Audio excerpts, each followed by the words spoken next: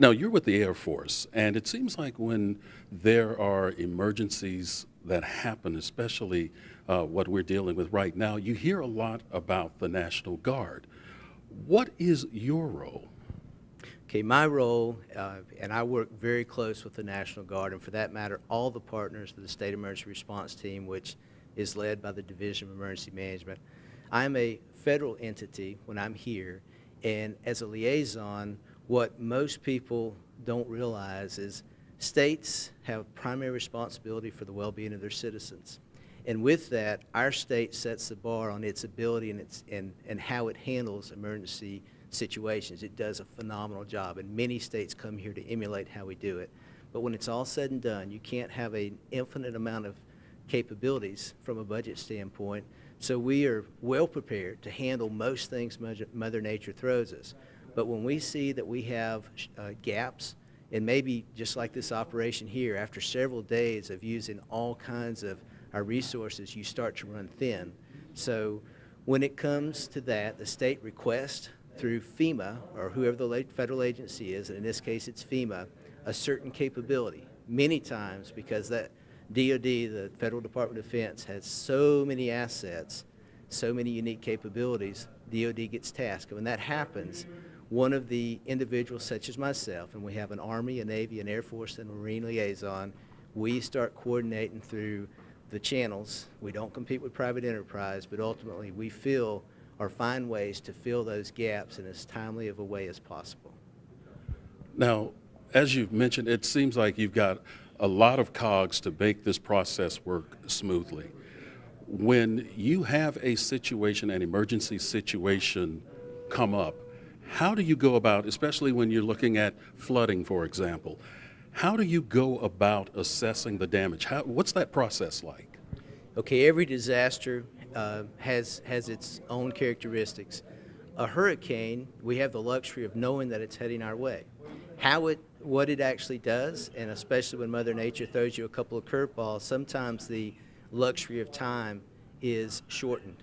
So how to shorten the response to need is very key. And in terms of me as an air liaison, as an example of some of the ways that different capabilities are here to help North Carolina, we have Coast Guard capabilities that have a day-to-day search and rescue mission. They are earning their pay in spades right now. The North Carolina National Guard and the North Carolina State Highway Patrol are very much key to the air picture with doing hoist rescues and being able to see the damage out there. You know, not every place is hurt as bad as another.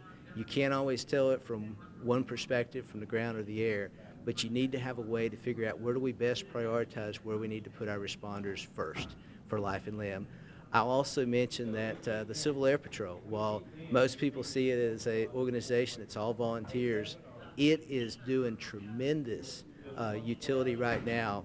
I lost count of the mission. I haven't checked it in the last couple hours, but they have 13 aircraft that are flying multiple missions just today. And what they're doing is they're doing anything from spotting for people who may possibly be missing. They're looking at damage to see where dams that may be vulnerable, what condition aerial, what do they see, what pictures can they send back.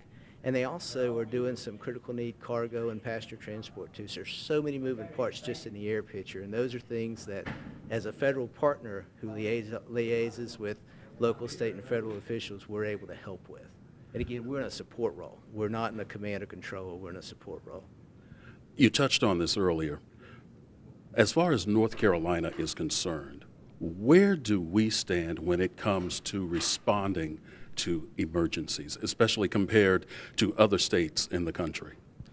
Well, I will say from the perspective of being in this business for many years, and maybe I'm a little biased because it is my state, my home state, but North Carolina generally sets the bar as to how they do emergency response, how they have interagency coordination, and also how they leverage local, state, and when needed, federal capabilities. And I will say that the flow of information, the communication, the tasking, and all that, and also being a good steward of taxpayers' money, I have heard many people from multiple federal and state circles complementary, and they should be, of how Governor McCoy's handling things, how Mike Sprayberry as the director of the Division of Emergency Management is, how the North Carolina Guard, and for that matter, all the players. And there are so many players, State Highway Patrol, and it goes on and on. Department of Agriculture, they have key players here.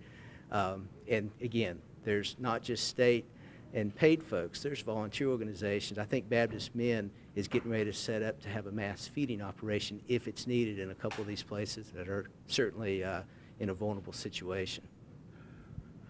We hadn't talked about it much, but I mean, it is quite obvious because people have been talking about Matthew arriving, and there was a lot of pre-preparation. What is your day like? Because I mean, people are working beyond like a 9 to 5, of course, but what type of schedule are you all on? Well, right now, and you try to have economy of resources and take care of your people. So Monday, Tuesday, Wednesday time frame, there was maybe a need to start increasing the hours, but I've lost track of what even day of the week it is right now. We're on 24-hour ops, but what you'll see, and it's not just a few of us, it's pretty much by and large most people you see behind these walls. There's several people who have spent a couple hours on a cot, gotten back up because they were, and again, you try to make sure you've got some backfill, but people are putting in very long hours, and you know, over time you start to wear down. But regardless, this is one of those things. This is what the people who do emergency response, no matter what role they're in, this is game time, if you want to use that analogy, and you do what it takes. So there's definitely some people pulling some very long hours. When I say long, 14-hour day is not that long of a day. There's some doing a lot more than that. They're working hard. Colonel Chris Whitmire, thank you so very much for taking time out to talk with us, and also thank you for your service.